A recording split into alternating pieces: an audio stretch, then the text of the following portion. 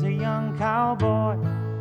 I put a small band together to make this first album, and we already had Danny Korchmar, James's best friend, and also the person who had introduced me to James in the first place, who'd played much earlier with Peter and Gordon in a backup band. We were great friends. I loved his playing. He was an obvious choice.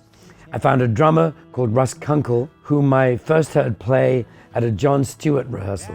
John Stewart, who used to be in the Kingston Trio, brilliant songwriter, great musician. I went to a rehearsal and heard this guy Russ playing the drums, who wasn't the studio drummer at the time, and I loved what he was playing. He was clearly an American drummer with an incredible sense of timing and style, but who'd been influenced by Ringo and the modern drumming style that Ringo had introduced. Loved Russ. The minute I heard him, asked him if he would come play on this record we were about to make. Finally, I had met one of my idols, one of the greatest songwriters of all time, Carole King. And when I met her, after I'd done the huge groveling about what a fan I was and how many great songs she'd written, it was, by the way, Cooch who introduced me to Carole as well. I told her that I'd also heard the demos of her songs, the ones she'd done for Screen Gems, before all those great artists like the Drifters and the Shirelles cut her songs, and I loved her piano playing. And I asked whether she would consider playing on this record I was about to make with a brand new singer-songwriter, although, by the way, the singer-songwriter term didn't exist yet. If you had long hair and played an acoustic guitar, you were a folk singer, whether you had ever sung a folk song in your life or not. Anyway, I said to Carole, about to make this record with someone you may not know yet, called James Taylor. She did not. And I wondered if you'd consider playing piano on it. Would you come over to my house and meet him? So Carole said yes, with her usual grace, came over to the house and met James, and they got on really well, both musically and personally, and she agreed to play on the record. So that's how we began the Sweet Baby James process. We would rehearse every day at my house in Hancock Park, the sort of not posh end of Hancock Park. It was the corner of Longwood Avenue and Olympic Boulevard. $400 a month with a swimming pool and a guest house. And I had no furniture, but I did rent a piano, bought a bed, and rented a television. And it was there that we rehearsed in the living room every day for 4 or 5 hours in the afternoon with Carole and Russ and Danny Korchmar. We had not found a full-time bass player at that point. I used several different bass players on the record. And we went then from my house to the studio to Sunset Sound on Sunset Boulevard, working with a brilliant engineer called Bill Lazarus, and began the recording process. We got the whole thing done in about 2 weeks.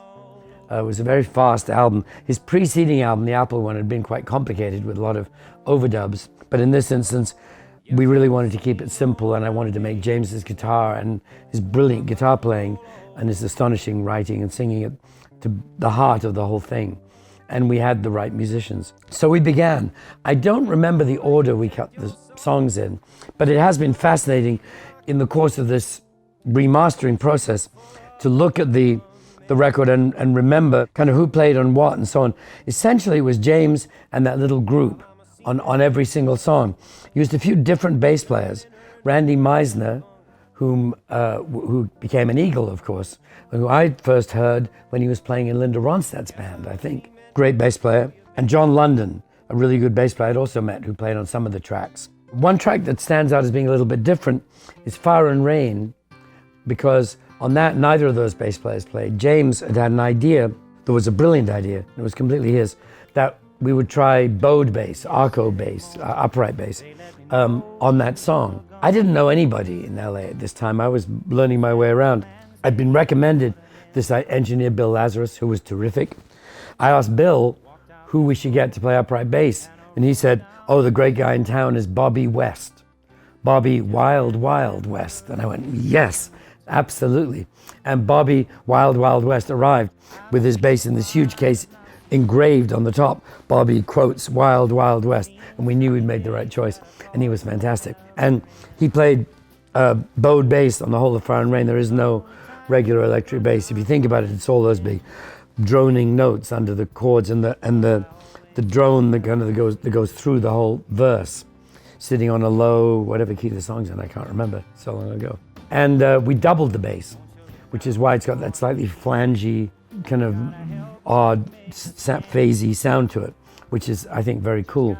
It was interesting because I had to actually go back to the original multi-track on the Sweet Baby James at one point when they wanted to use Fire and Rain for a movie. It was Griffin Dunn who persuaded James to let him use it in a movie. We brought the tape up. It's an 8-track tape, and I'd only used 6 tracks, which is kind of amazing, including doubling the bass. So the drums are on one track, Carol's piano was on one track, James's vocal, James's guitar, and 2 basses, and that was it. Whoa, I've seen fire and I've seen rain.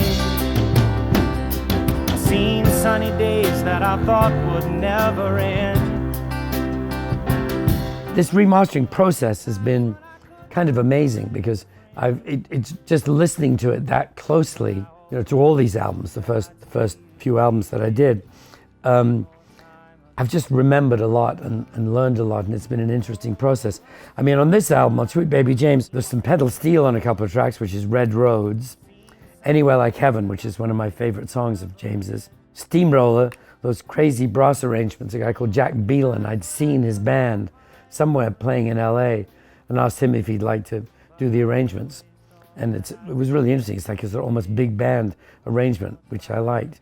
James had a bit of a cold when we did Steamroller, which you can kind of hear, but we didn't want to take the time to wait for his cold to recover. So I said, it'll sound kind of bluesy, you know, it'll be cool. And it was.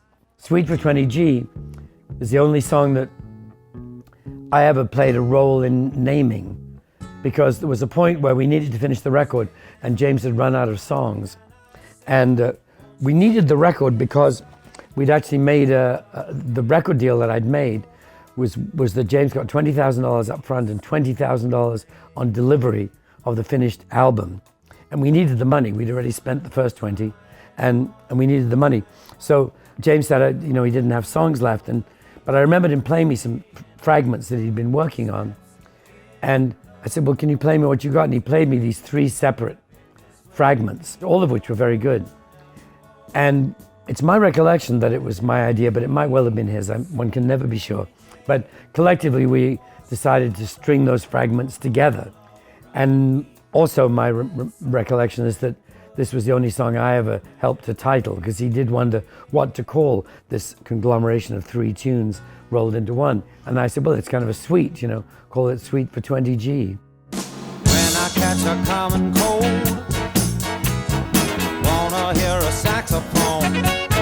And people have occasionally ascribed mystical and interesting meanings to Suite for 20G, but it was just that we were broke and needed that 20 grand we got when the album was done. So anyway, that's a selection of stories from the birth of Sweet Baby James.